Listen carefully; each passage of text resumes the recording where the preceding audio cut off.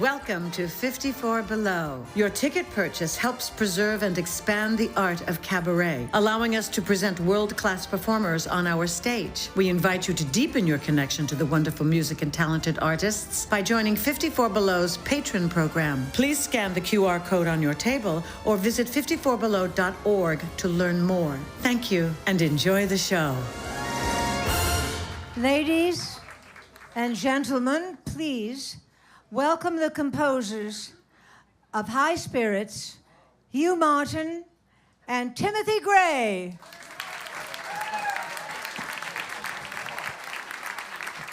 Thank you, thank you. Well, what a year it was, huh? We made it through last year, right? Here we are in 1964 already. Well, yes, welcome to our last backers audition for our upcoming Broadway musical, High Spirits. Now, I'm Timothy Gray, and the gentleman who wrote the show with me, who composed the book and the lyrics and the music with me, is at the piano, Hugh Martin. Now, you probably know Hugh because, he wrote all those great songs for Judy Garland, the Trolley Song and The Boy Next Door and all those terrific numbers. And, yeah, we have a Judy connection, too, because we wrote a show that was a big hit in London about 10 years ago in 1954 called Love to Judy. And Judy actually has a connection with High Spirits even happening because it was all Hugh's idea. He wanted to write a musical of Blithe Spirit for Judy Garland and Kay Thompson. Yeah, they're terrific, aren't they? He played for Judy at the Palace, in fact. Anyway, he proposed the idea to Noel. Well, he had this idea, he had that idea, and about 4 years after that, we just both kind of gave up on it, went our separate ways. And then about 7 years later, a year ago, I got a call from Hugh. I was in California, and he said, Noel's coming to New York to do a show called The Girl Who Came to Supper, which he's writing music and lyrics for. And he's gonna be in New York, so how would you feel about writing the show completely on spec? And then we'll play it for him and see what happens, because that's the only way it's gonna happen.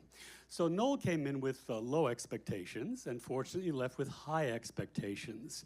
He loved the show so much that when we said, how much do we have to pay for the royalties? He said, nothing, I'm giving them to you, dear boys. Isn't that great? And then he also said that he would direct it, and you can imagine how thrilled we were about that.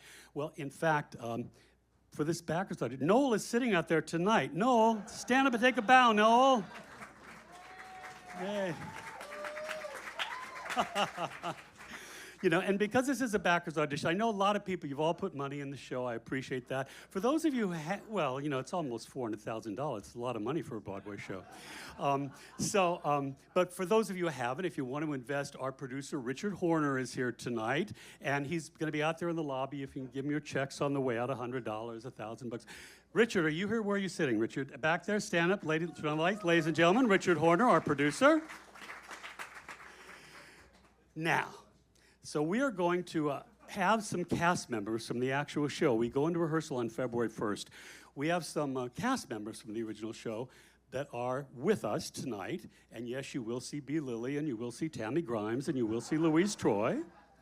Edward Woodward, however, we got a telegram from him right before the show. He's stuck at the airport at Heathrow. So I'm going to be reading the role of Charles tonight, which we do at our presentations anyway. And to join us, here's who we've invited with us.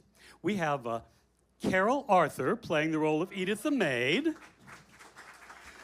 We have Gene Castle playing Rupert. We have Larry Keith playing Dr. Bradman and a beatnik. And also, Margaret Hall was supposed to be here tonight to play Mrs. Bradman, which she will be playing in the Broadway show, but she's not able to be here, so we've asked her understudy to play the role for us tonight. So, ladies and gentlemen, the understudy for Mrs. Bradman and for Ruth, please welcome Adrian Angel. All right, now, most Broadway shows today, well, all Broadway shows, begin with an overture. Well, we don't have a 30-piece orchestra right now, but You ask anybody at MGM or anybody on Broadway, and they'll tell you that Hugh plays like a 30-piece orchestra. So we're going to give you just a tiny taste of that overture that opens our show. Hugh, take it away.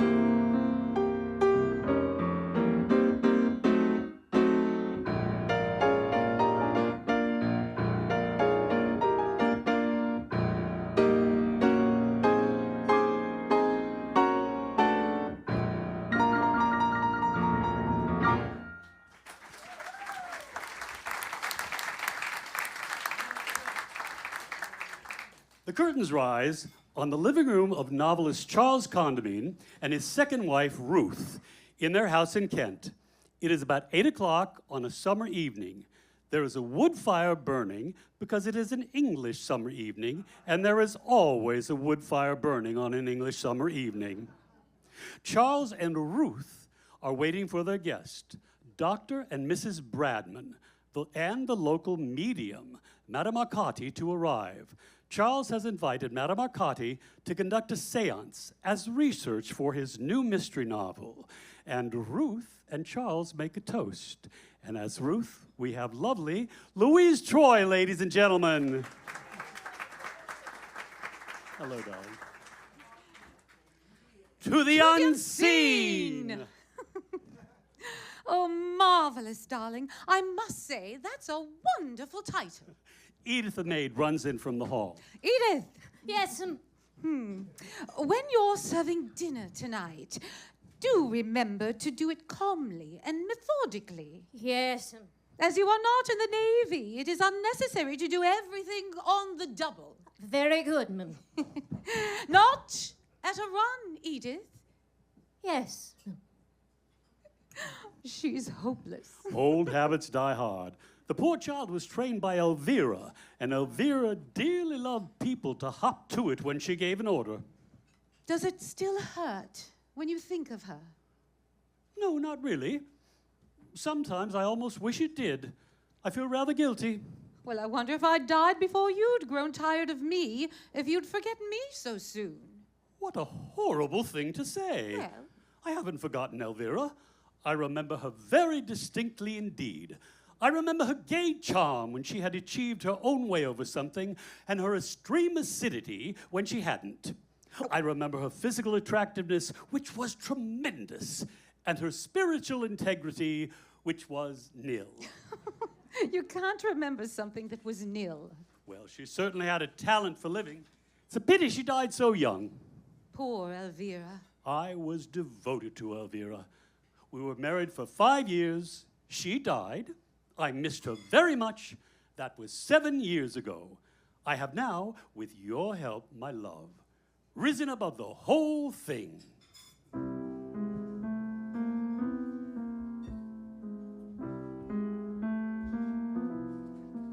Was she wittier than I,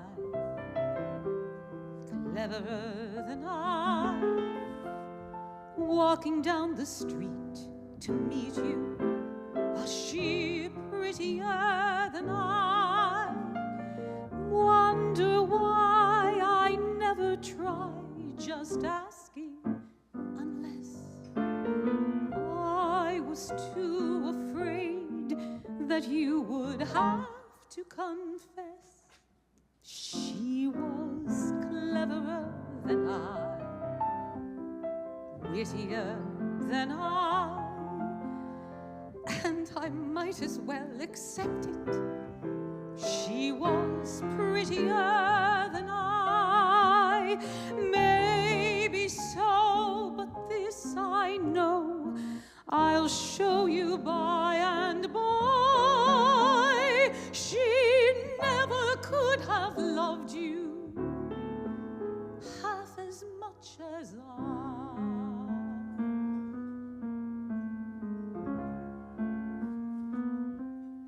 Was she merrier than I, tenderer than I? When you put your arm around her, was she slenderer than I? If she was, don't tell me, 'cause I can't abide truth. Still, you may look up one day and say to me, Ruth, she was merrier than you, tenderer than you, and what's more, Elvira was a good deal slenderer than you. Maybe so, but this I know, I'll show you by and by. She never could have loved you half as much as I.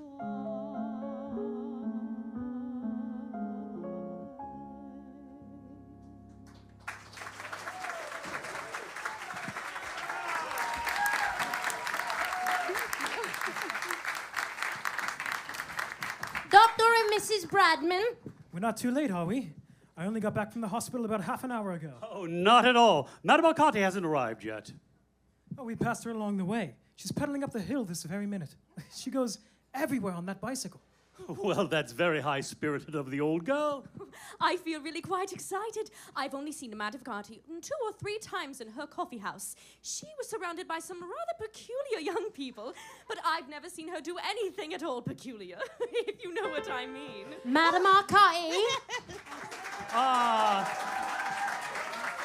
Yes, ladies and gentlemen, Beatrice Lilly.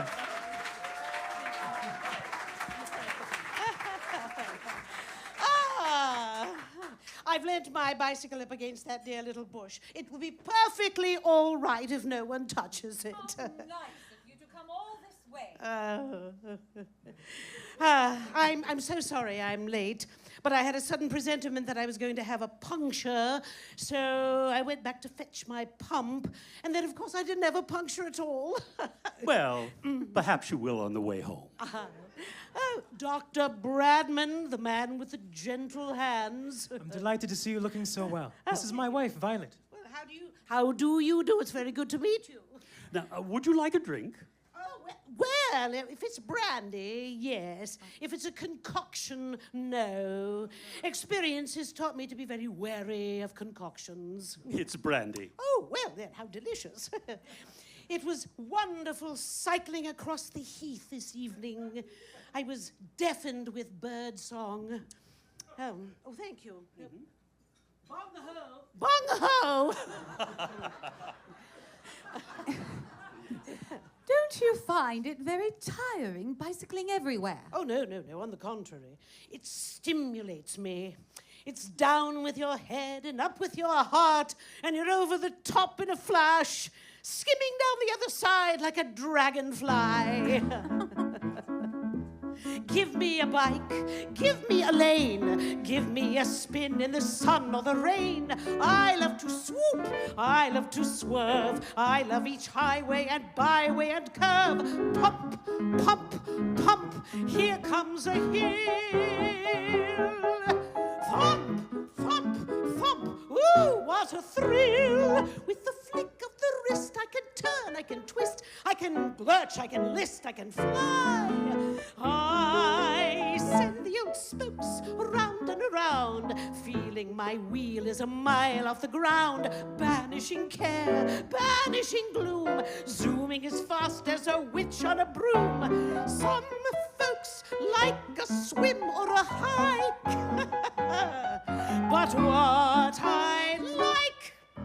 my bike.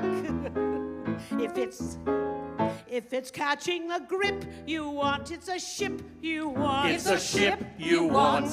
If it's worry and strain you want, it's a train you want. Or a plane you want. But if you're bored with Scooter and Ford and all of that sort of thing, you'll probably agree with me when I sing.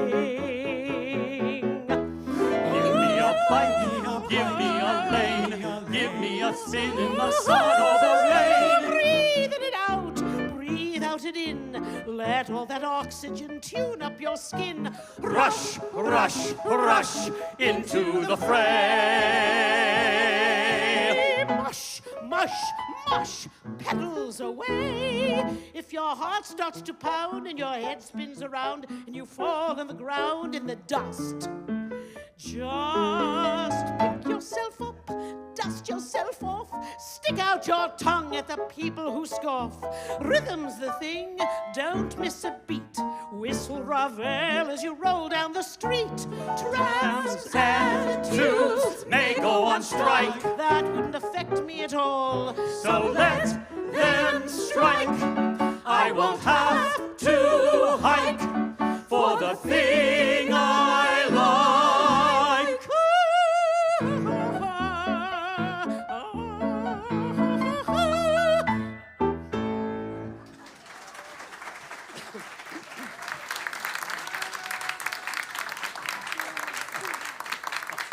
That was the best brandy I've had in years. I'm terribly excited. Well, please don't be. I cannot guarantee that anything will happen. Daphne may be unavailable. Daphne? My control. Daphne has worked with me for years. Well, Madam Arcati, the time is drawing near. No, who knows? It may be receding. Hey ho, it's off to work we go. First, a few deep breaths, huh? Get some fresh air. Join me, everyone. Come now.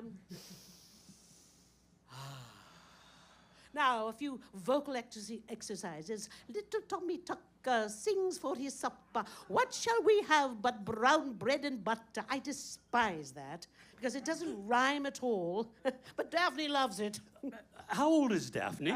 Pushing 7 when she died. And when was that? February 6th, 1884. She must be a bit long in the tooth by now, I should think.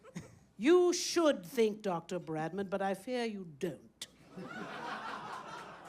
At least not profoundly enough. Now, will you all sit around the table, please? Place your hands downward upon it. The fingers should be touching. There we go. That's right. I presume that is the gramophone, Mr. Condamine. Yes. Yes. Well, let me see. What do we hear? We have, Brahms. Oh, dear me. No. Rachmaninoff. Oh, too florid. Oh, where do you keep the pop stuff? Oh, they're the loose ones on the left. I'm afraid they're not very new. Well, Daphne likes a tune she can hum. Here's one, Forever and a Day. No, not that. Not forever and a day. Not forever Why, and a ever day. not, Charles. What is the matter? No, nothing at all. Nothing Now, at I all. must warn you, Daphne has had a head cold recently. She's been sounding very irritable. Now then, are you ready to empty your minds? I'll do my darndest. Well, I will start the music. Boom. Lights! The seance begins. Madame Arcati makes contact with Daphne, who tells her there is someone she has a message for from the other side, and she wishes to speak to Charles. But before the message is delivered, the table begins moving violently, lifts itself into the air, then falls over with a crash as Madame Arcati falls off her chair. Ought we to pick the table up or leave it where it is? Leave it where it is. Who said that? Who said what? Somebody said leave it where it is. Nonsense, dear. Good evening, Charles. Ventriloquism. That's what it is, ventriloquism. What is the matter with you? You must have heard that. One of you must have heard that. Heard what? You mean to stand there and tell me that nobody heard anything? It's difficult to think of what to say after 7 years, but I suppose good evening is as good as anything else. Who are you? Elvira, of course. Don't be silly. I can't bear this another minute. Get up, everybody, get up. The entertainment's over. Charles switches the lights back on. Oh dear, Madam McCarty! She's unconscious! Oh, wake up, Madam McCarty. Wake up, Madam McCarty. It's time to go home. Little Tommy Tucker, Madam McCarty. Oh, well, that's that. That's that. What happened? Was it satisfactory? Nothing much happened, Madam McCarty, after you went off. No, something happened, all right. I can feel it. No poltergeist at any rate. No, nothing. They throw things, you know. No, I didn't know. Any apparitions? Not a thing. No ectoplasm, eh? Ah, very curious. I do hope we haven't gone and released something.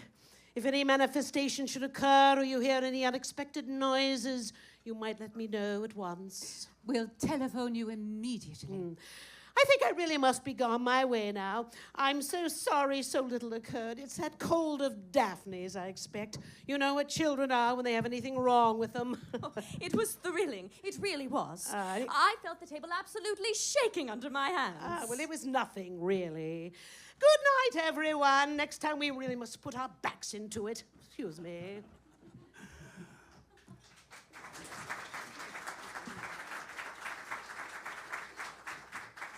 The Bradmans soon also take their leave as Elvira flies into the room.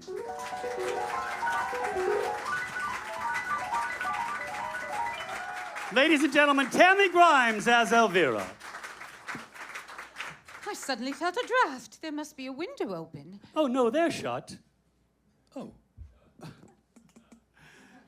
My God! Charles? Elvira, then it's true, it was you. Of course it was. Charles, what are you looking over there for? Look at me. What happened? Don't you see? See what? Elvira. Elvira. Yes, Elvira, dear. This is Ruth. Ruth, this is Elvira. It's late. Let's go to bed, darling.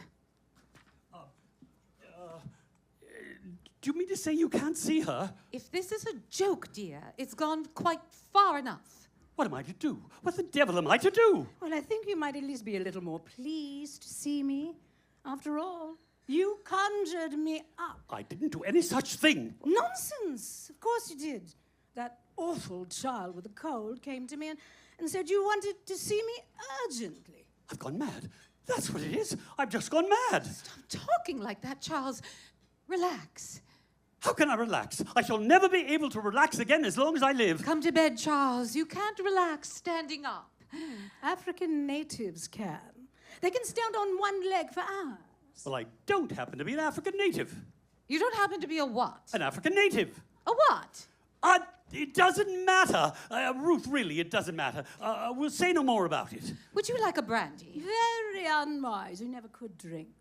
I could drink you under the table. Well, there is no need to be aggressive, Charles. I'm so sorry. Never mind. Let's just go to bed. The way that woman hops on bed is nothing short of erotic. Send her to bed alone, Charles. Then we can talk in peace. That's a thoroughly immoral suggestion. What is there immoral in that? It wasn't to you. Who were you talking to then? Elvira! To hell with Elvira! Elvira is here, Ruth. She's standing right next to you. I refuse to stand here arguing any longer. If she only meant it. Shut up. How dare you speak to me like that? I will not put up with any more of this nonsense. I am going to bed now, but I shan't sleep. I'm too upset. So you can come in and say goodnight to me if you feel like it. Well, that's big of her, I must say. Ruth. If that's all you have to say, Charles, good night.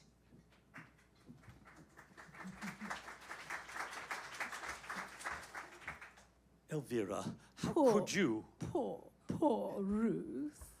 Well, try to understand my situation, dear.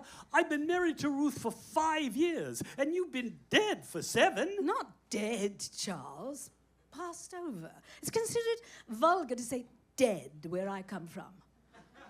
passed over then. At any rate, now I'm here, and I really am a little hurt. You call me back, and at great inconvenience I come, and then you're thoroughly churlish. Believe me, Elvira, I most emphatically did not send for you. There's been some mistake. Well, somebody did, and that child said it was you. Perhaps it was your subconscious. Oh, Elvira. What is it, darling? I really do feel strange seeing you again.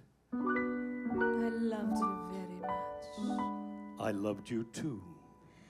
You called me back with a silent plea from another time, another place, another me. You called me back, and I found my way to a half-remembered, half-forgotten yesterday. But I might not stay.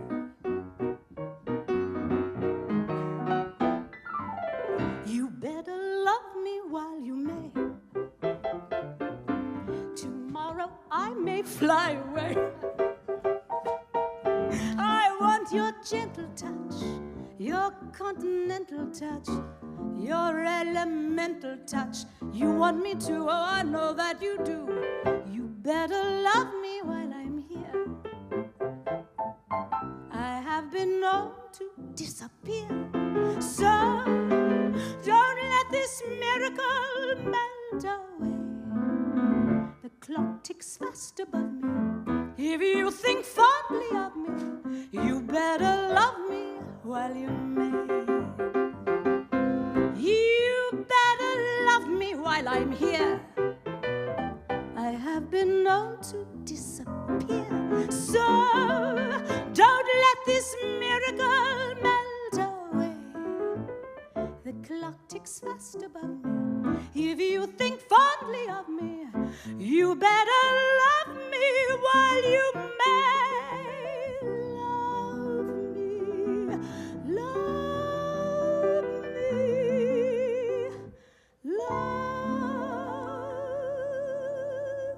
me while you may.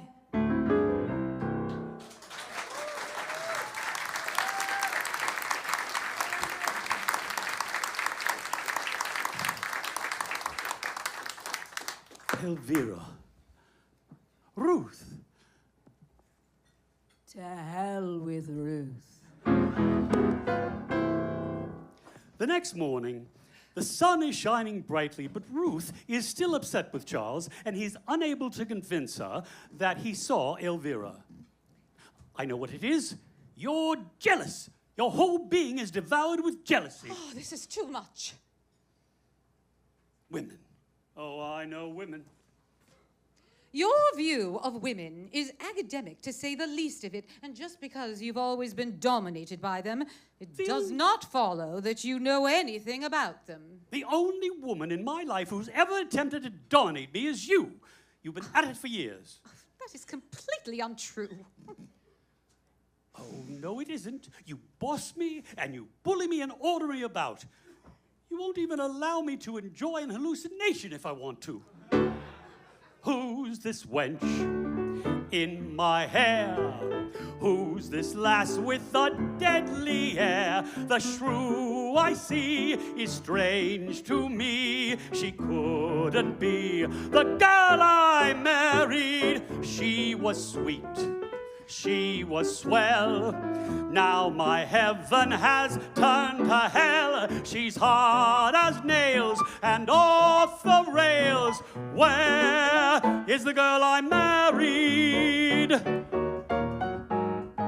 He was Tweedy, now he's seedy.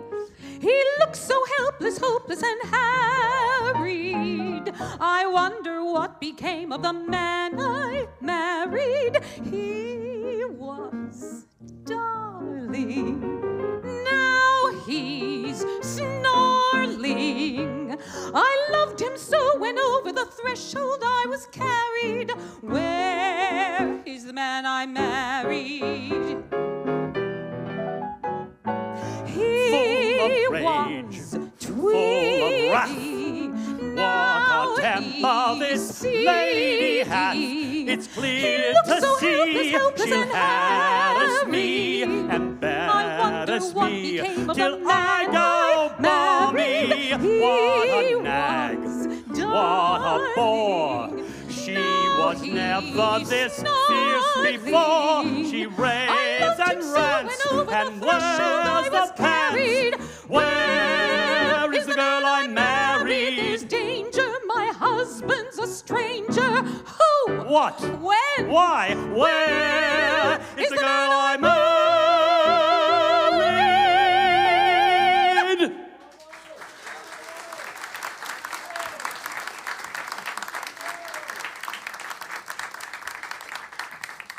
Elvira reappears. In order to convince Ruth she's there, Charles asks Elvira to make her presence known. Ruth finally believes him when Elvira lifts a chair into the air and appears about to strike her with it.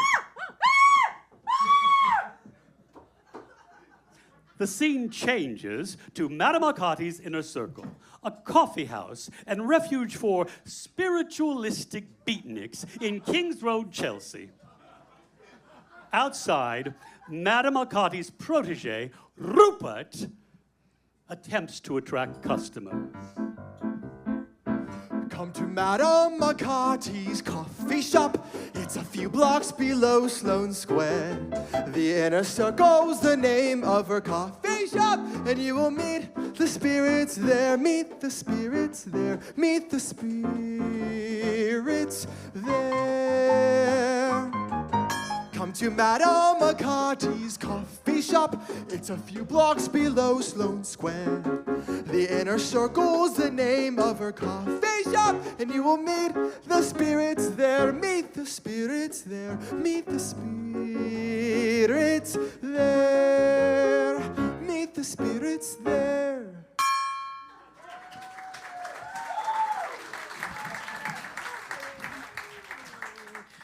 Now, question and answer time.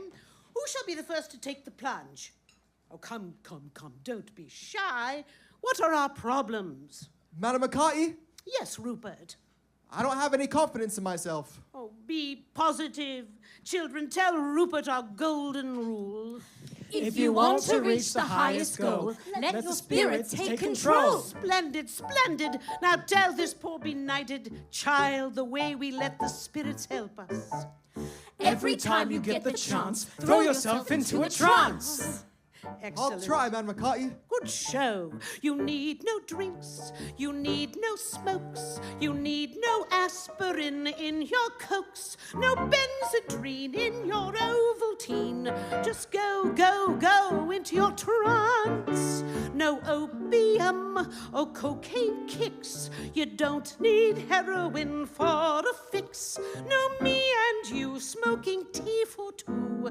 Just go, go, go into your trance. At the least, it's the most. Going under is a wonder, it's insane. It's way in when you're out. It's like crazy when that haziness is blacking out your brain. No mescaline or seconal. You don't need none of that jazz at all. For ecstasy to the nth degree. Just go, go, go, go, go, go into your trance. Trance, trance, little lady, trance. Trance, trance, little man. Trance, trance, trance, little lady. Stay under as long as you can. Mad dogs and Englishmen go out in a midday trance. I'll see you again whenever I come to again. Any questions? I'm trying, Madam McCarthy, but I just can't do it. Oh, well, of course you can, Rupert. Just relax. Follow my instructions. First, relax your hands. Yes, relax your hands. Shake them all the tension out. That's it, everyone. Everybody, that's right. Now relax your clavicles. Now let your head fall back. That's it. Going. Gone.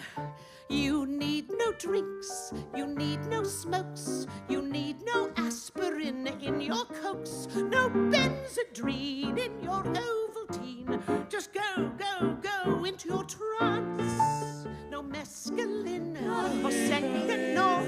You don't need none of that jazz at all. Ecstasy. And it's not a bit taxing For you and me. and it's ever so relaxing. Just go into your trance.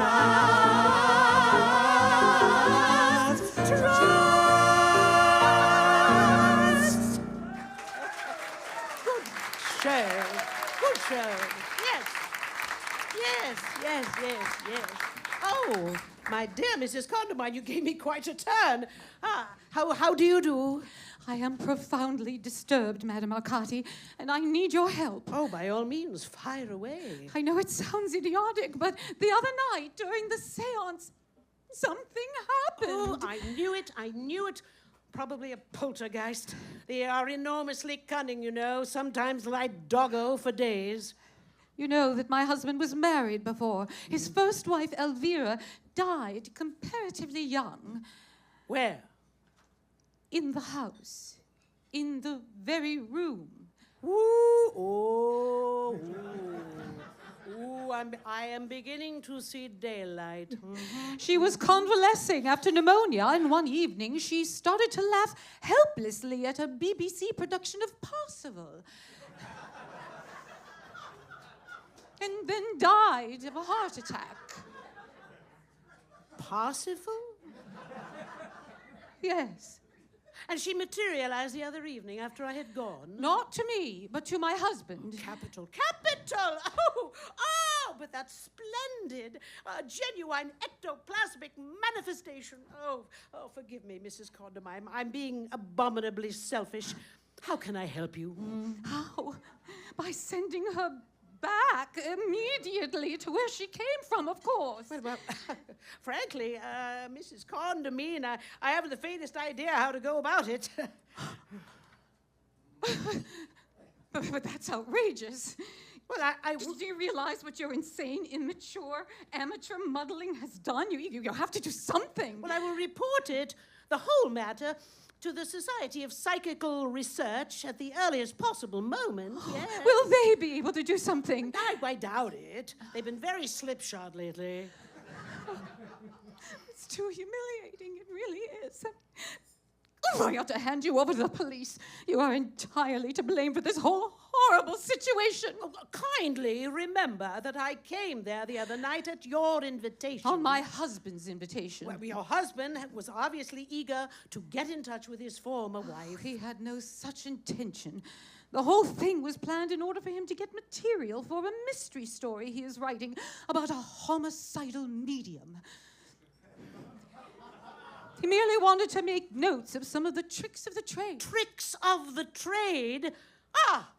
Insufferable. Am I to understand that I was only invited in the spirit of mockery? Well, I've never been so insulted in my life. I feel we have nothing more to say to one another, Mrs. Condamine. Goodbye. Oh, please don't go, please. Please. Your attitude from the outset has been most unpleasant, Mrs. Condamine. Some of your remarks have been discourteous in the extreme, and I should like to say, without umbrage, that you and your husband were foolish enough to tamper with the unseen for paltry motives, and in a spirit of ribaldry, whatever has happened to you is your fault, and to coin a phrase, as far as I'm concerned, you can stew in your own juice.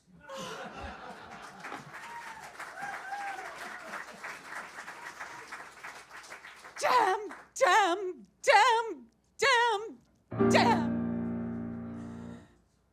What a fake. she can't send Elvira back. But I'll show her yet that cheap soubrette will never get the man I married. Life was fine, life was fair, till she dropped in from God knows where. But watch me fight with all my might to fight for the man I married.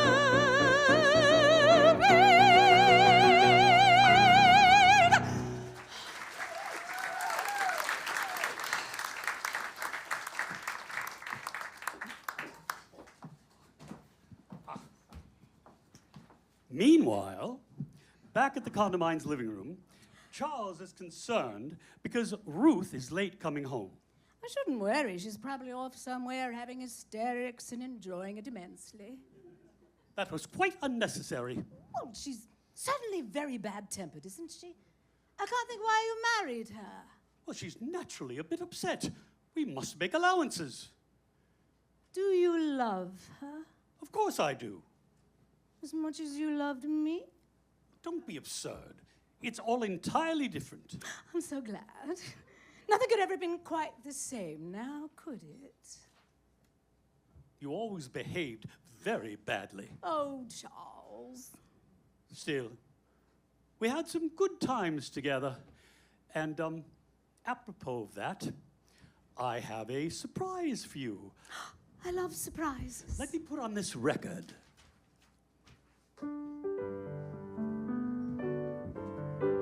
Listen.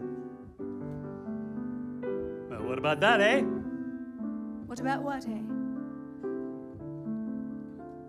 Song.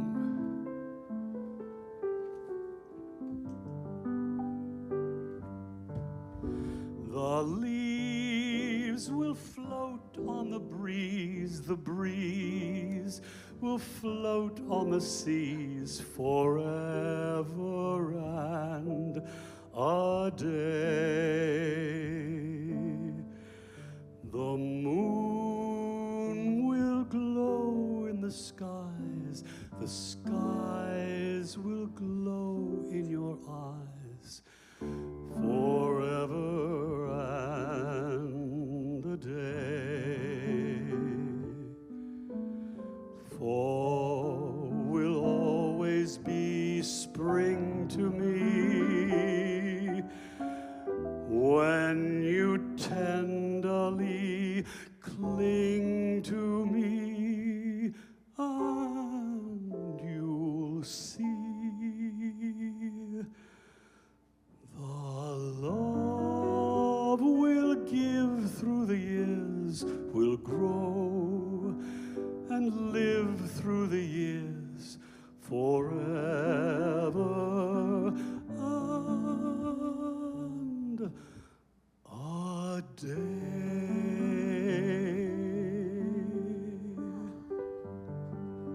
Very pretty. Very pretty.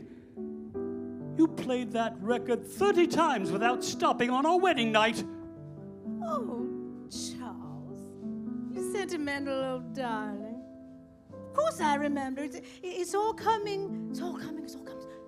It's all coming back to me. No, you don't. And I'm very upset.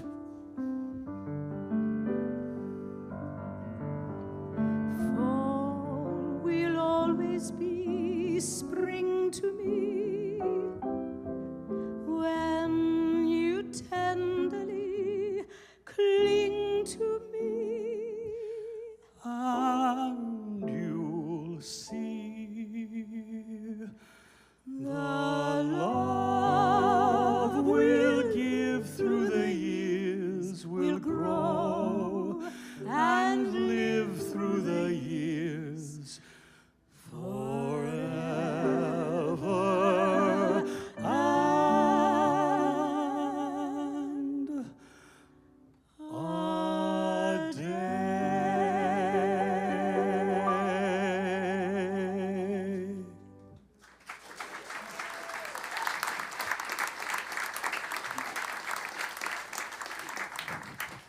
That tender scene is interrupted as Ruth returns. Oh, Oh, let her Hold go. on a second. Let me get my script. Oh, good. Let her go. And she confesses that she's been to see Madame Arcati, but to no avail. Charles tries to convince Ruth that Elvira isn't so bad.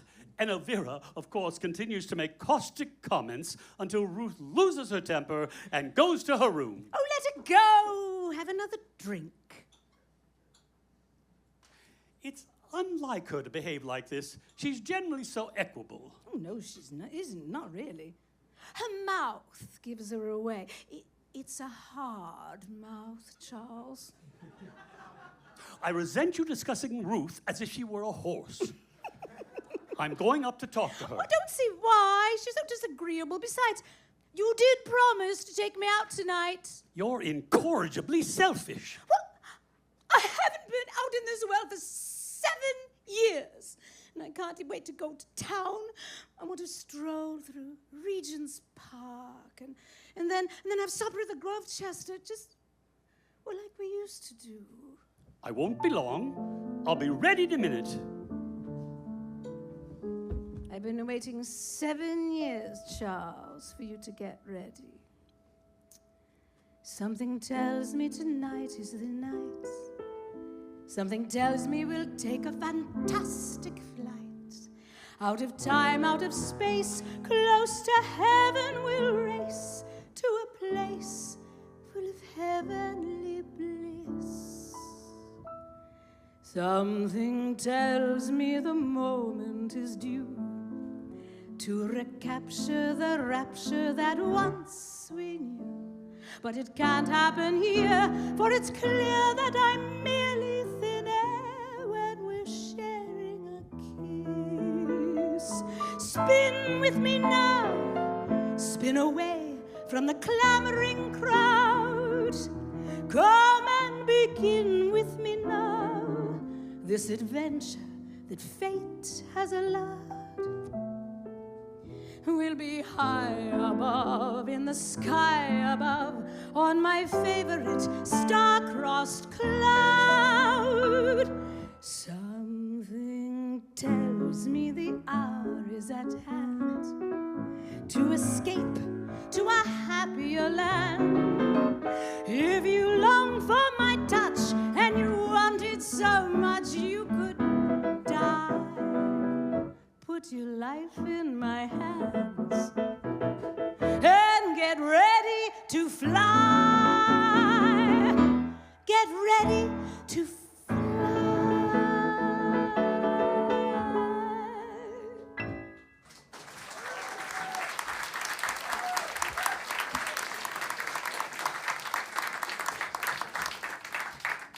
The living room disappears, and the scene shifts to the terrace of the Penthouse Club. Elvira seats herself on the parapet, and Charles, now quite drunk, climbs onto the parapet next to her.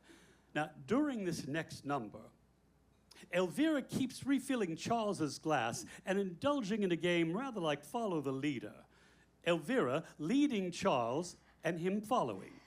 This game exposes Charles to fatal risk several times before the number ends. What's happened to your eyes? My eyes. Yes. At the moment, they look rather slanted and quite green. It's because they're shining with love for you. It's a long way down. Huh. Yes, it is. What is it you want, Elvira? Want? Yes. I don't know what you mean. Well, I remember that whenever you were overpoweringly demure, it usually meant that you wanted something. Nonsense. I know those eyes by heart. That look of half surprise, so innocent, so wise. I know those eyes by heart. I know that smile by heart. And when it's this naive, there's something up your sleeve. I know that smile by heart. You're lean, you're lithe, You're delightfully blithe, disgracefully full of grace. So clean, so neat, so deceitfully sweet is every feature of your face. And what's more, I know your heart by heart.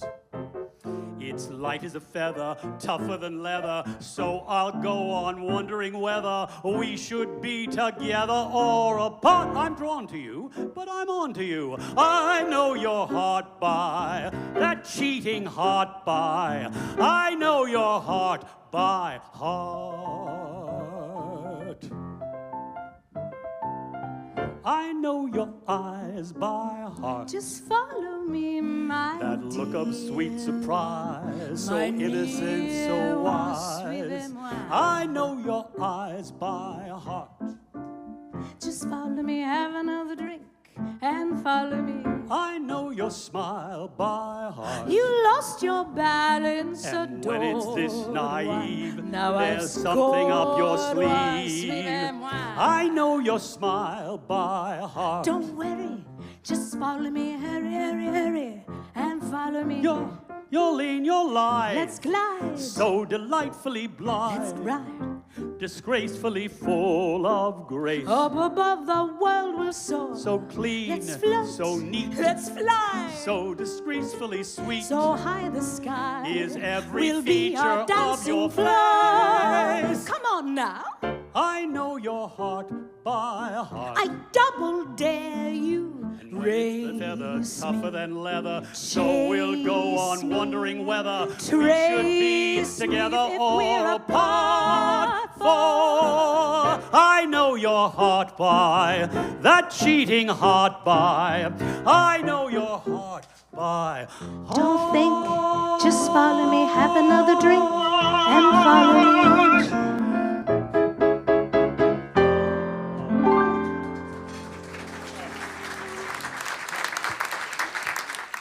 Elvira holds the drink out over the parapet, and he leans out to take a sip and almost falls off the roof, but catches himself just in time. Oh, I wish you'd be more careful, Charles. I nearly spilt your drink.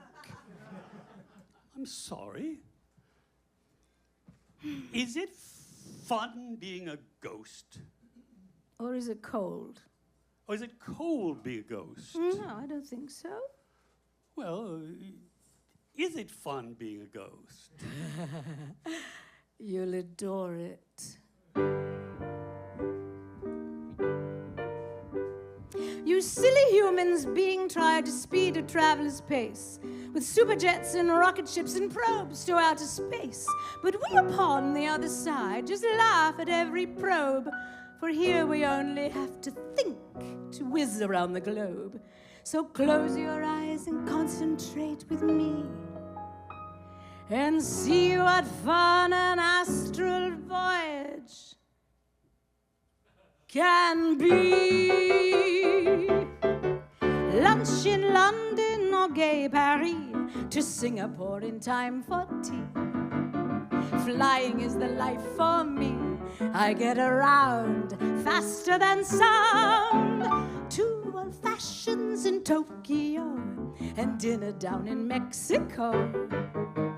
What a kick it is to go flying around faster than sound. California, there I went, breakfast in Nepal. Hello, Broadway, goodbye. I can't stop it all, 'cause I wanna have my lunch in London or gay Paris. The dizzy circle starts again. All because I've got this yen to be found off the ground, getting round faster than sound. Ghosts from all over the world in various decades appear and join Elvira in flight. We hear a Joke in Chicago and laugh out loud in Santiago. Have drinks in Granada, headaches in Vegas, Nevada. To Newport for yachting, to long jumps for trotting, buzzing around faster than sound. for water skiing. We island hop to the Aegean while sipping martinis. We dine on caviar and blinis. To Georgia for peaches, to Rio for beaches, buzzing around faster than sound. But when I'm on a transcontinental spree, the best pursuit is still the pursuit of me. I've got a matador in Lisbon, an Eskimo in Nome, an athlete in Athens, a movie star in Rome, comrade in Moscow, a Raj in Bombay, in Israel a Yingle, a dude in Santa Fe, and it's comforting to know there's a Peace Corps everywhere I go. Off to Cairo in 40 weeks to pay a visit to the Sphinx. Wonder what that old Sphinx thinks.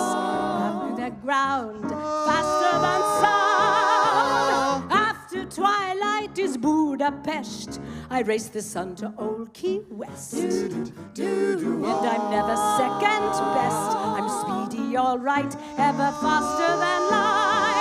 I zoom across the USA along a comet's track. And before the break of day, I meet myself coming back. Just in time to break the Dawn in Delhi, jam and toast. Then down the China coast, I coast. I'm just a crazy mixed up ghost who is bound to be found off the ground, getting round and around and around, faster than sound. We go faster, we go faster, we go faster. Oh, Elvira, I must fly. Can I fly too? Of course you can fly, Charles. It's just like Peter Pan. Think of all the nice things in the world. Candy! Candy! Brandy! Brandy! As Elvira flies over him, Charles jumps off the parapet. Elvira! Oh, Charles. And sound.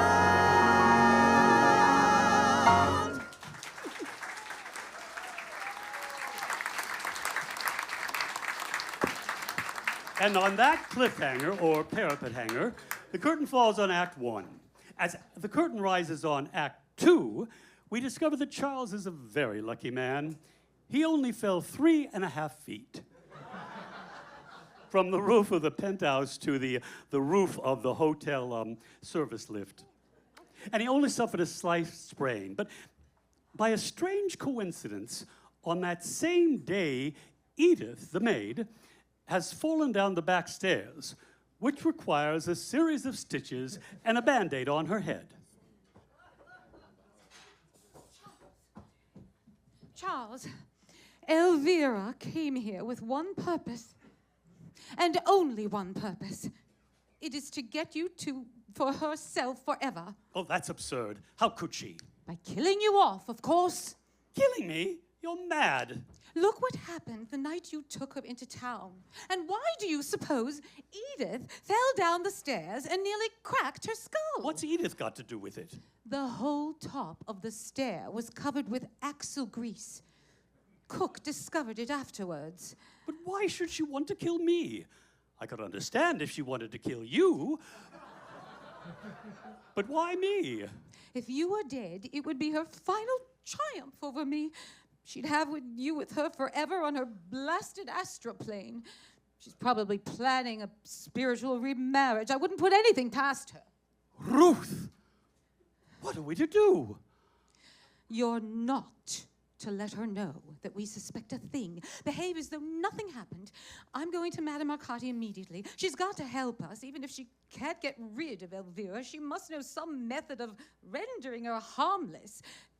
Remember now, don't give yourself away by so much as a flicker of an eyelid. I'll be back in an hour. Ruth, I must say, you have behaved beautifully throughout all of this. Thank you, Charles. That's the first sweet thing you've said to me since that beastly seance. Really? I'm so sorry. I'll do better, Ruth. No, not better, Charles. As you were, say, 5 years ago. Begin all over again. How does one begin all over again? Oh, you used to send me flowers. You used to telephone in the middle of the night. I used to come home and find poems under my pillow. As a matter of fact, that's how I proposed to you. How did that verse go? If I gave you If I gave you fields, fields, if I gave you fields of clover, beds of flowers pink and blue, crowns of laurel, walls of ivy, would you let me walk with you? If I gave you prides of lions, teams of horses 2 by 2, and a school of flying fishes, would you let me dance with you? A casket of jade, a chalice of pearls, a shower of stars for your curls. But I have no pride of lions, and my pearls, alas, are few. But for worlds of loving heartbeats, would you let me stay with you? if you gave me rings of diamonds, silver buckles for my shoe, gowns of velvet, fans of ivory, maybe I would walk with you. If you gave me strands of coral, rays of sunlight, drops of dew, clouds of perfume, fleets of gondolas, maybe I would dance with you. A chalice of wine, a palace of mist, a bracelet of moons for my wrist. But I need no rings of diamonds, one of glass will surely do. And for worlds of loving heartbeats, I would gladly stay with you.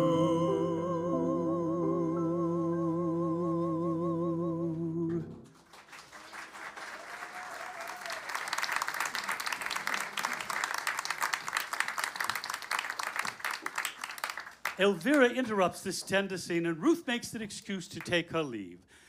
Elvira begs Charles to take her out for another night on the town. He agrees, but tells her she'll have to wait because Ruth's taken the car to do some last-minute shopping. Oh my God. Oh my God, oh my God, stop her!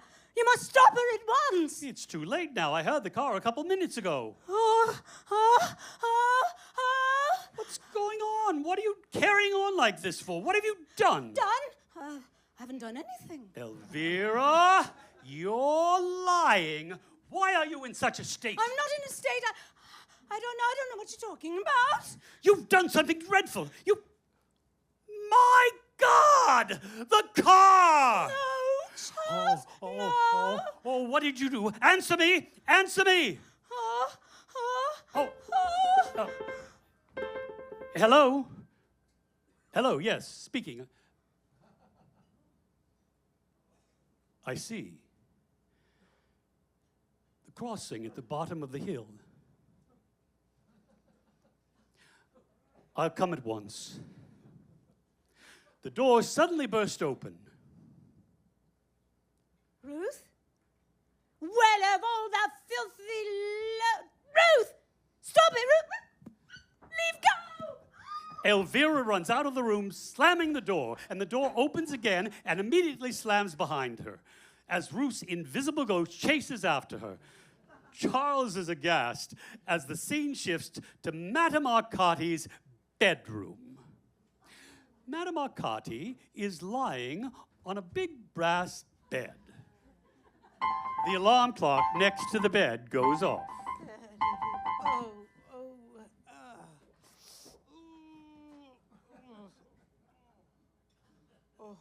Rupert, is that you? It's not you. You have nothing for me? Really? This is terrible. Well, if he had something for me, it would be my Ouija board, wouldn't it?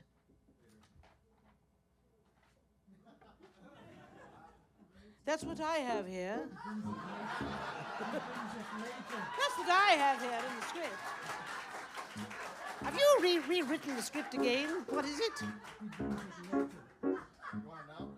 Yes, bring it over here, will you? I need it. I need it desperately. Thank you, dear heart. Yes, yes. Oh, there you are. When the clock goes off and I rub my eyes, what's the first thing I want at hand? What's the first thing that I demand to see? It's my Ouija. When I watch the sun in the eastern skies rising over my garden wall, then I turn to the love I've always adored. My Ouija board. Ouija, Ouija, Ouija, Ouija, Ouija. Whom do you love most? Why? Oh, you little darling. Oh. All through the daytime, it's me time, just one long playtime, 'cause I spend the day talking to you. You make the nighttime a bright time, and oh so right time, 'cause I spend the night talking to you. When we're apart, I get an itch to touch you. My foolish fingers fairly twitch to clutch you. When you're beside me to guide me and gently chide me, I'm a happy medium, it's true. 'Cause I'm happy talking to you.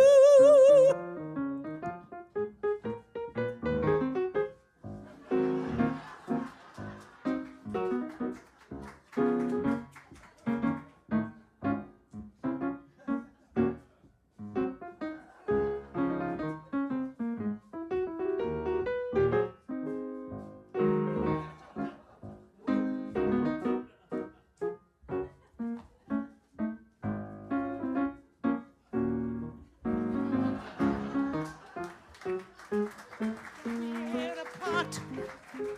Beside me to guide me and gently chide me, I'm a happy medium, is true. 'Cause I'm happy talking to you.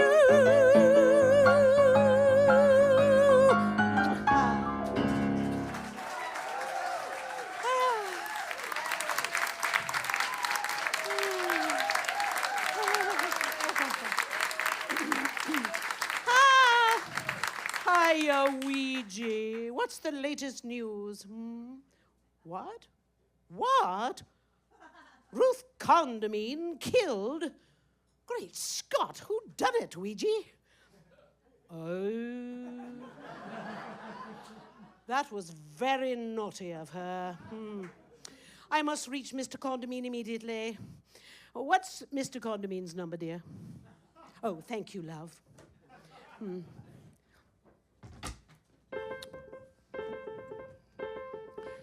Hello. Mr. Condamine, Madame Arcati here. I hope you will not consider my ringing an intrusion. Oh, not at all. I had to speak to you. I felt a tremendous urge, like a rushing wind. Oh, it's very kind of you. I reproach myself bitterly, you know. In a moment of crisis, I threw up the sponge instead of throwing down the gauntlet. I gather that you cannot be overheard. My first wife is not in the room. She's upstairs lying down. The funeral exhausted her. I imagine my second wife is with her, but of course I have no way of knowing that for certain. In any case, I'm afraid there is nothing whatever to be done. Oh, but there is. I have a formula. You are still anxious to dematerialize your first wife, are you? Well, of course I am. All right. I'm perfectly furious with her. But Ruth, my second wife, has hardly left her side for a moment. She's been having a pretty bad time of it for the last few days. Madame Arcati, I'm sorry. My wife, my first wife, is rather upset at the moment. May I ring you back? Well, of course, Mr. Condamine. I'm at your disposal any hour of the day or night. That's most generous of you. Of course. Goodbye, Madame Arcati. Goodbye.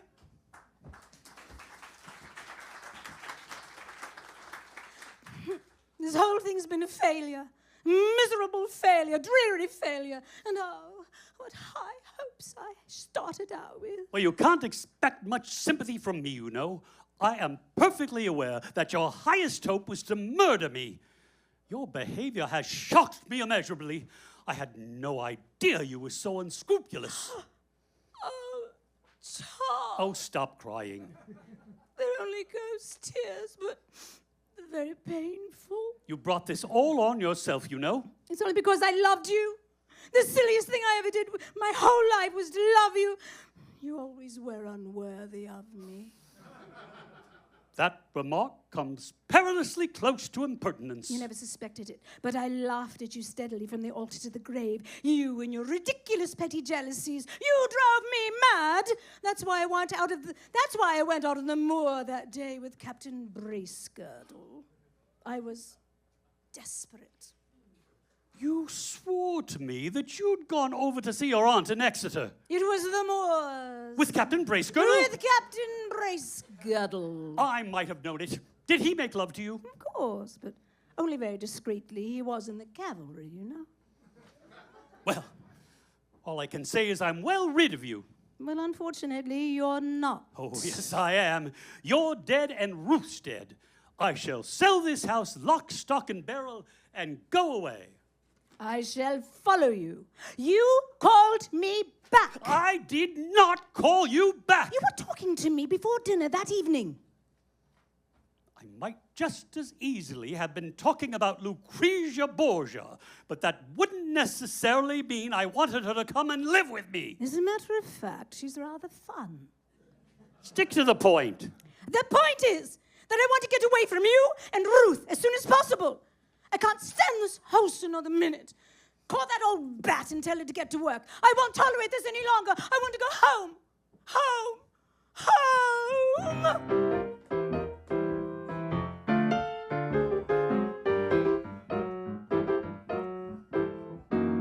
It's very simple. No angel choirs. But we have stereo and merry open fires. Caruso sings there. Salome swings there in my home, sweet heaven. My house is modest. It's by Bernini. And I've a feeling that the ceiling's by Cellini. The brothers Adam both call me madam in my home, sweet heaven. We all sit round King Arthur's table, Freud and Cain and Abel, Barnum, Bailey, Oscar Wilde and me. And it's such fun when Julius Caesar, Proust and Saint Teresa drop in for a cup of tea. Disraeli's darling and Homer's hearty, and Joan of Arc's the type who sparks the dullest party. We share a bottle with Aristotle in my home, sweet heaven. The Prussia. I call him Freddie. He's living by mistake with Mary Baker Eddy. And Amy Semple has built a temple in my home sweet heaven. There's Dr. Crippen. He's rather chummy with Lizzie Borden and her daddy and her mummy. They share a villa with old Attila in my home sweet heaven. After I've lunched with Keats and Shelley, posed for Botticelli, Martin Luther asked me out to dine, and it would really bowl you over watching Casanova try to flirt with Gertrude Stein. She's a gas, it's a gas, it's a gas, it's a gas. Delilah's dreary, but Samson's handsome. And with his good looks, Robin Hood looks fit for ransom. When I get roses from dear old Moses, then it's 7th heaven, 11th heaven. I miss the love and laughter rippling and the tippling, and Emily Bronte doing the twist with Kipling.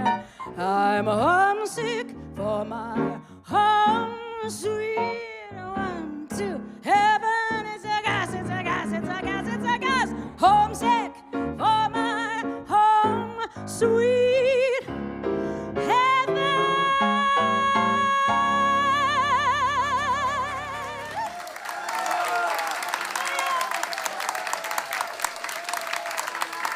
Hit it. There's Mussolini draped in a sari, mad as a hatter, like a fatter Mata Hari. He's even ruder than Mary Tudor in my home sweet heaven.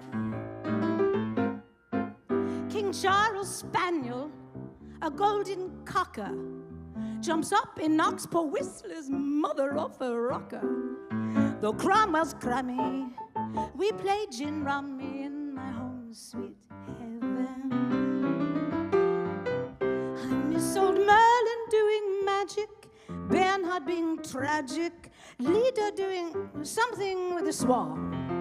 And how my heart beats faster, thinking of canasta with the gentle Genghis Khan.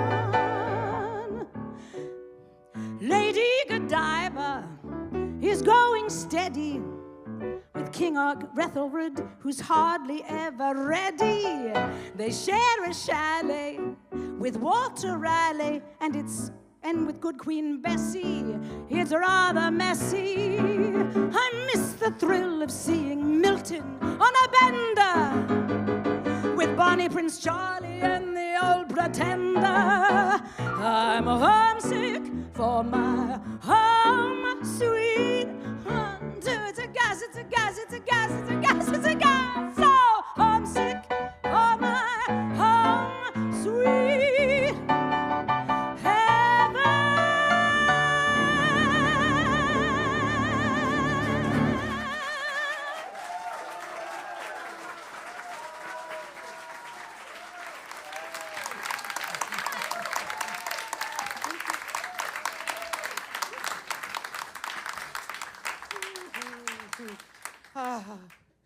Yes. Hello? The inner circle. Rupert speaking. Just a moment. Madam McCarthy? Oh. It's Mr. Condamine. Oh. Thank you. Mr. Condamine, Madame Arcati here. What? You want to bring your wife here? Oh, that's wonderful. Oh, bless her little ghostly heart. Goodbye. Children, a dream come true. This is the most exciting day of my life. Something is coming to tea. What is it? Something I'm longing to see. What is it? It's bigger than a bread box and smaller than a cow. In fact, it might be standing right beside you now. Wow. Something is coming to tea. Oh, what a day this will be. My beads are all a jangle. My heart is in a spasm. I'm finally going to entertain a genuine ectoplasm. Something is coming to tea and crumpets. Something is coming to tea. Put on the skillet, put on the lead. Madam's gonna make a little psychic bread. Madam's gonna make a little psychic bread. They don't pass on. They don't pass on. They don't pass out. They don't pass out. They don't pass over, pass away, or roundabout. Roundabout. I've worked my psychic fingers to the bone for this genuine manifestation of my own. Something is coming to tea. What is it? Something we're longing to see. What is it? It's bigger than a bread box and smaller than a cow. In fact, it could be standing Right beside you now. Something is coming to tea. Oh, what a day this will be. My beads are all a jangle. My heart is in a spasm. She's finally going to entertain. Genuine ectoplasm. Something is coming to tea. And crumpets. Something is coming to tea. For me, Could be. we'll say whoopee! Something is coming to tea. That's tea.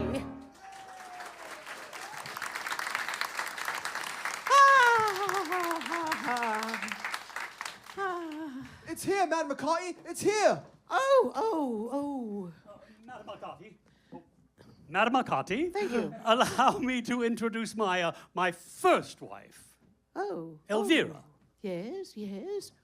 Oh, how do you do? How do you do? She's here, right here? Yes. Ah, interesting, very interesting.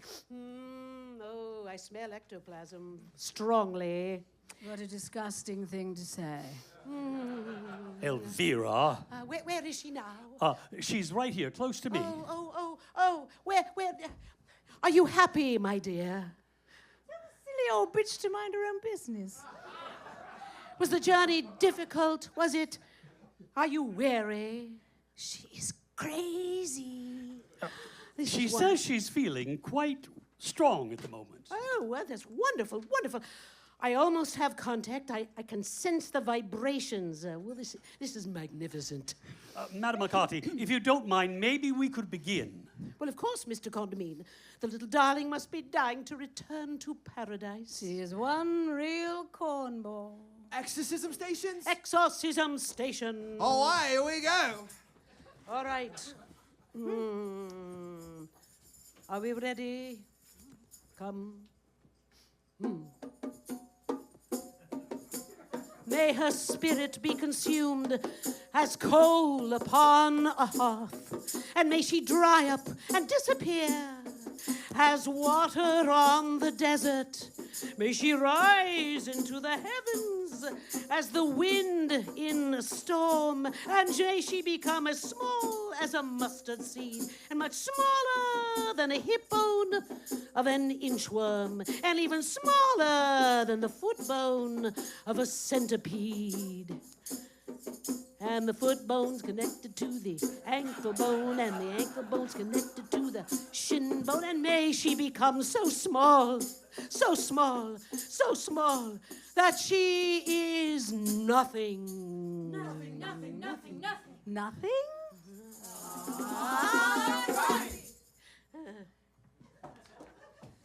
Charles! Once and for all, what the hell does this mean? Well, instead of dematerializing Elvira, they managed to bring back Ruth too. Now, the very next morning, back at the Condamines, Elvira makes a very important phone call. Hello? Is this immensely long distance? I want Camelot 77777. Area code 777. Is Mr. Merlin there? Yes, I'll hold on. Elvira, you don't mean that you actually got through. She's coming to the telephone. Merlin, darling, is that you? Aha. Listen, love, I want your advice. It's about my husband, the one I told you about. No, that's the trouble. He's still alive. What was that stuff Socrates took? Hemlock, that's it, yes. Now be an angel and magic me down a bottle of instant hemlock. There is an explosion in the fireplace.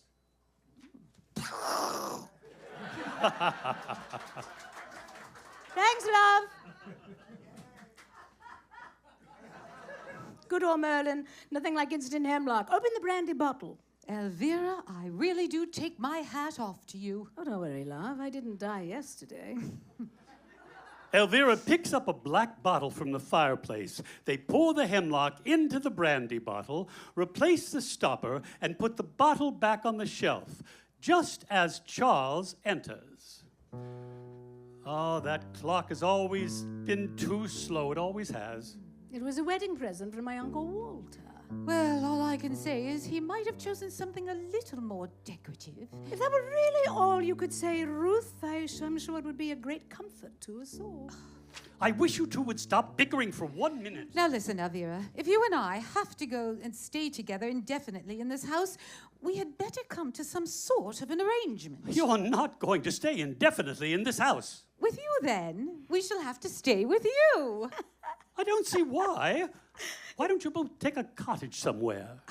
You called us back. So however we all agree that as Ruth and I are dead, it would be best for us to dematerialize as soon as possible. Well, perhaps you don't want us to go quite enough. I certainly do. Well, you must have a very weak will then. We all respected it. First it was my mother who ordered me about with a voice that sounded rather like a sergeant major's shout. Then came dear old Nanny who radiated gloom. Her one pleasure was to clout me as I spun across the room. The girls at children's parties drank my tea and ate my cakes. Later on in their teens they were tough as Marines and as slippery as snakes. A few years later I paid the ultimate price by getting married, not once, but twice. I was nice, I was kind, I was neat. I was charming, exciting, and sweet. I had all of the fire any man could desire. What in the world did you want? I brewed coffee all night and all day, and I brought you your lunch on a tray. When you woke from your nap, I was always on tap. What in the world did you want? I sat still while you blandly misquoted every poem you thought you knew. We were both of us over-devoted, and we doted on no one but you. I was honey and sugar and spice. So was I, and what's more, I was nice. We were Good, you were bad, your conceit drove us mad. You're a cat, and we're glad we can haunt. What in the world? What in the world? What in the world do you want? You were always relentlessly right, domineering from day until night. You were both far too sure of your breathless allure. What in the world did you want? You were reckless and feckless and vain. You betrayed me again and again. You two darlings combined drove me out of my mind. What in the world did you want? When your ranting as roaring was boring, our behavior remained serene, and we also put up with your snoring, which was louder than God Save the Queen. I gave love that was tender and true, which was utterly wasted on you. You both treated all that like a vulgar new hat you could over-emphatically flaunt. What in the world? Not in this world. What in the world? Nor the next world. What in the world did you want?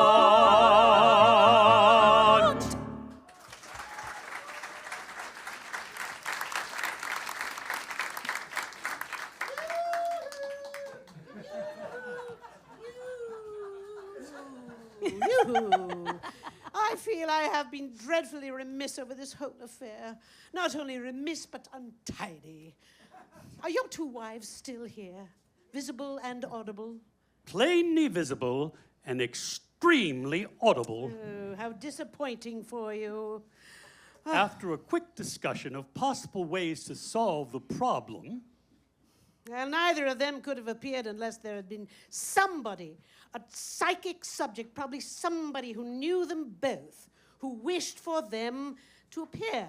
well, it wasn't me. Well, uno momento, por favor. My crystal. She reaches into her bag and produces a crystal ball. Oh, blast this thing. It's cloudy again. Don't touch it. It's mine. That's better. It's there again. A bandage, a white bandage. Hold on to a white bandage. Go. I don't have a white bandage. She's too good, you know. She ought to be in a circus. Be you behind the panel, above the stairs, beneath the eaves, walking or sleeping, answer me. Well, that ought to do it, or I'm Tinkerbell. Did you ring, sir? The bandage! The white bandage! I could have sworn I heard the bell or somebody calling. I was asleep. I don't rightly know which it was. Whom do you see in this room, my dear? You, madam. No, go on. The master. Anyone else? Oh, no. She's lying. They always do. Where are they now? By the piano. She can see them. She can see them. Yes. Do you mean she can see them? Yes, probably not very clearly, but enough. Well, let me go. I haven't done nothing nor seen nobody. Let me go back to bed. Please do as Madame Arcati says, Edith. If she's been the cause of all of this unpleasantness, I'll give her a week's notice tomorrow. Look at me, Edith. Look at me. Cuckoo. Cuckoo. Cuckoo. Oh, dear. What is the matter with her? Is she balmy? Here, Edith. This is my finger. Look. Oh, have you ever seen such a long, long finger? Backwards and forwards, and it goes tick, tock, tick, tock. The mouse ran up the clock. Be quiet. Well, so far so good. She's off all right. Yes. She's a natural medium. Now then, are you sorry for having been so mischievous, Edith? Oh, yes, madam. You know what you have done now, don't you, Edith? Oh, yes, madam. I believe it's going to work. Oh, Charles. Oh, tell her to stop a minute. There's something I want to say before I go. You should have thought of that before. Lights! Don't think you're getting rid of us quite so easily, my dear. You may not be able to see us, but we shall be here, all right. I saw Captain Braceburg girdle again, Charles, several times, and I must say I enjoyed myself immensely. will flow in the skies. I think they're gone. They're really gone. Splendid. Hurrah, hurrah! We've done it. That's quite enough singing now for the moment, Edith. Thank you. You'd better wake up, hadn't you? She might bring them back again. Oh, well, of course. Wake up, child. That's it. Good heavens, where am I? You can go back to bed now. But I was in bed. How did I get down here? Well, I rang the bell and you answered it, didn't she, Madame Arcati? Off you go, Edith, and thank you very much. Oh, wait a minute. Here, dear. Thank you very much indeed. Oh, sir, whatever for? Oh, sir! Golly, what a strain. I'm ready to drop in my tracks. Oh, I am deeply grateful to you, Madame Arcati. Perhaps you'd lunch with me one day soon. When you come back, I should be delighted. Come back? Yes. This must be an unhappy house for you. There are more things in heaven and earth, Mr. Condamine. Just go. Pack your traps and go as soon as possible. Do you mean that they still may be here? Quien sabe, as the Spanish say. I wonder. Ruth. Elvira, are you there? I know damn well you're there. Vases fall from the mantle. I just want to tell you that I'm going away, so there's no point in your hanging around any longer. A picture falls from the wall. Ah, you know, Ruth, you once said to me in one of your more acid moments that I had been hag-ridden all my life. She said that? Yes, she did. Oh. Well, now I'm free, Ruth, dear, and I'm enjoying it immensely. Stripes and curtains fall from the French doors. Aha!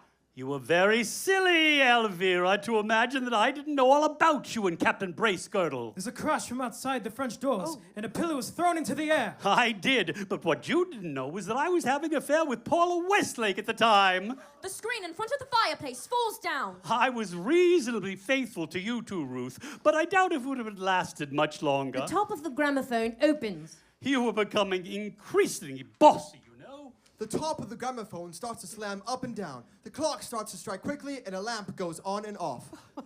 Break up the house as much as you like. I'm leaving it anyhow. Books from the bookshelf fall. Nice work, Ruth. Get Elvira to help The you. gramophone starts playing. Goodbye, goodbye. Parting is such sweet sorrow. The noise stops. Well, Madam Arcati, would you care for a brandy before you go? Why not? He pours 2 brandies from the poison bottle and gives one to Madame Arcati. Here you are. Cheers. Bung ho. Now, Charles drinks his brandy down, gasps, and drops to the floor. After a series of flips, he lies still. Madame Arcati has her back to him and doesn't notice. Bung ho, wherever you are. Madame Arcati sips her brandy.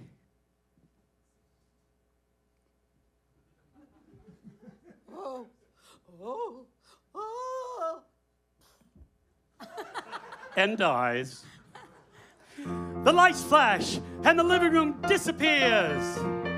And flying angels with wings swoop in, including Charles, Elvira, Ruth, and Madame Arcati.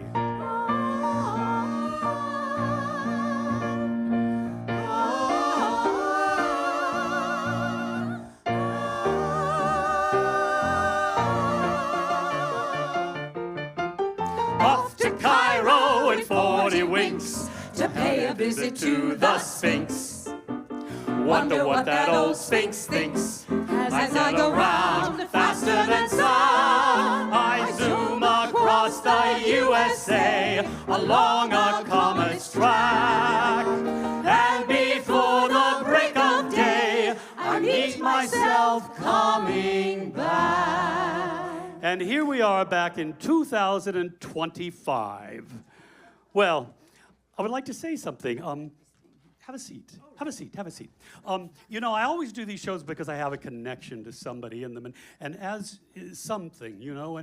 And when I was 17, I did the West Coast premiere of this show at the Valley Music Theater in Woodland Hills with Carolyn Jones, Michael Evans, Mary Wicks, and a woman from the original Broadway production. Now, it's really exciting for me because here we are, 60 years later, and you know, they all played characters from people that play these parts in the real show. And this young lady was playing an actress named Adrienne Angel. Well, in the second half of her career, after touring in playing Promises, Promise on Broadway, touring as Mrs. Darling in Peter Pan, and as Julie in Showboat, she started a second career as one of those prominent vocal teachers in New York. And she has some of the best voices in the business. I mean, Cher, Bernadette Peters, and our very own Ann Kittredge. Oh, there she is, over there. So, 60 years after doing High Spirits with this woman, it is my great pleasure to present Adrienne Angel.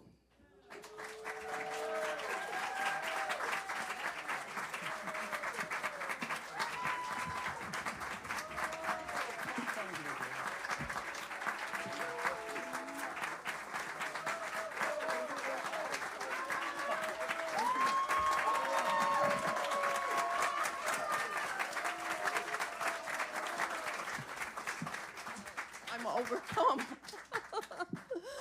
Well, Adrian, how are you, darling? I'm fine, and I'm so thrilled to see this gorgeous production. I'm just overcome. I'm speechless. Well, you know, I think they'd be interested to know, how did you get the job in High Spirits? That's right, that's right. Yeah, how did you get the job?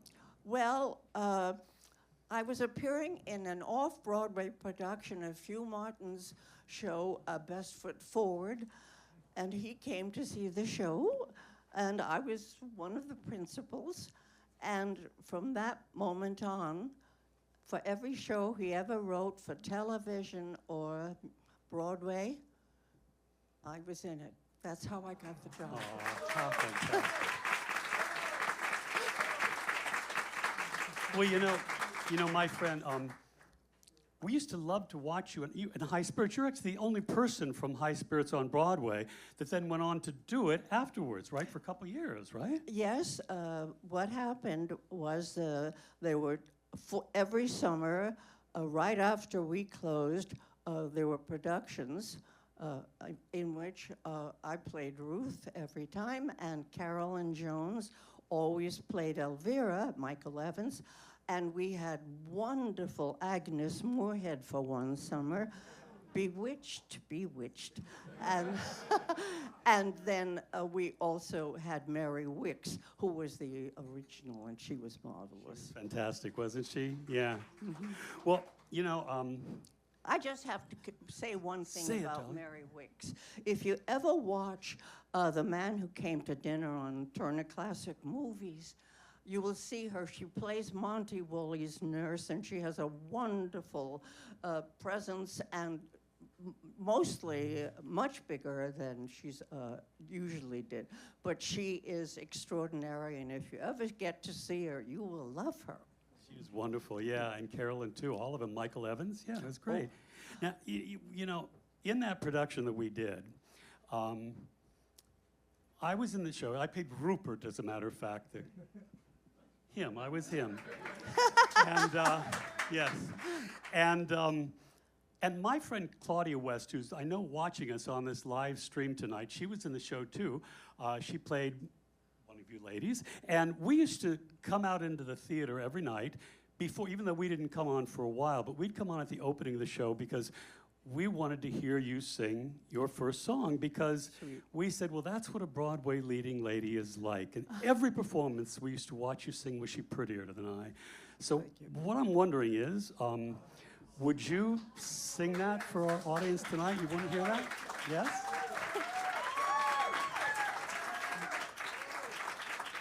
I thought you'd never ask. Well, let's get you over here by the piano then.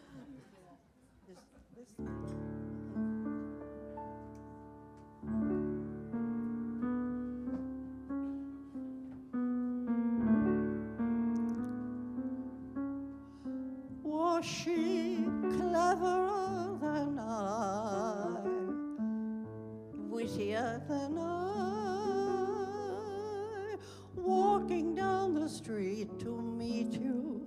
Was she prettier than I? Wonder why I never tried, just asking, unless I was too afraid that you would have to confess she was cleverer than I, wittier than I,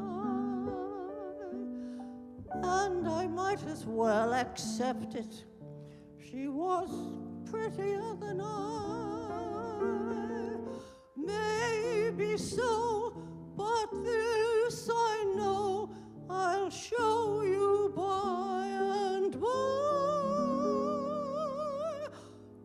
She never could have loved you half as much as I.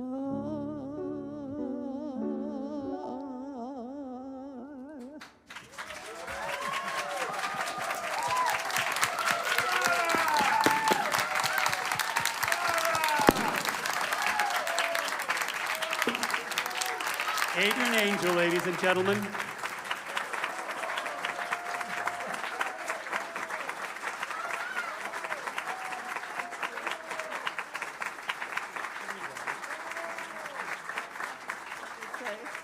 I cannot thank this marvelous man enough.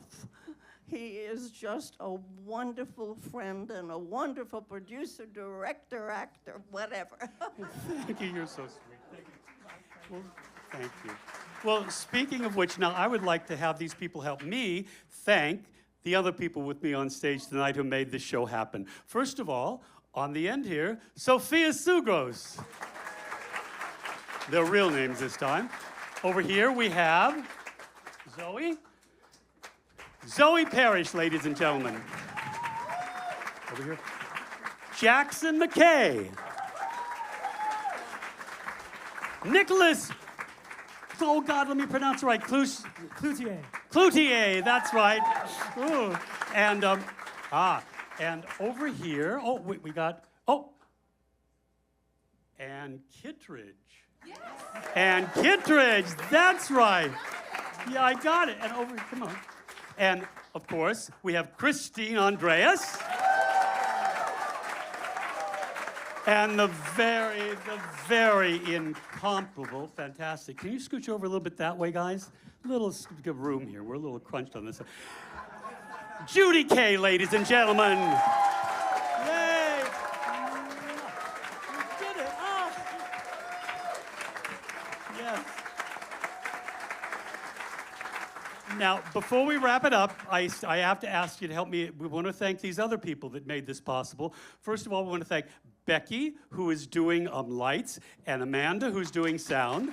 And, I've forgotten the name, but there's a fabulous person behind this curtain making the video for you people watching on the live stream. Thank you, and I'm sorry I forgot. Anyway, I would also like to thank Jennifer Ashley Tepper, who runs this fabulous room, our producers, and also I would like to thank the waiters. Please be generous. They are the best waiters in New York. They managed to do this whole show without being intrusive. We love them very, very much. And, and I must, what? I know. And I must thank Michelle, now see, I've got to pronounce her name right. Wait. The woman who actually made this happen. Let me see. I'm going to pronounce it right. Michelle Yeroshka from Concord is the one who managed to give us the rights to do this show tonight. And we want to thank the estates of Noel Coward and of Timothy Gray and of Hugh Martin. And, of course, last but far from least, there is a gentleman at the piano that we are all indebted to, that we've known for many years. And please help me thank the incredible Maestro Dennis Buck. Thank you, Dennis. You're the best. Hit it. You'd better love me while I'm here. I have been known to disappear, so don't let this miracle melt away. The clock ticks fast above me. If you think fondly of me, you'd better love me while you may. Good night, everybody.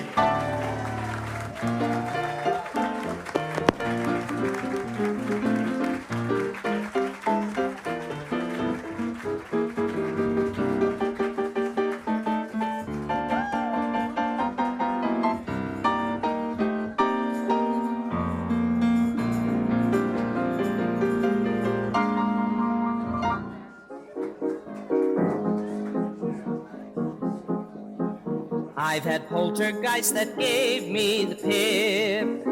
I've had demons on vacation from damnation.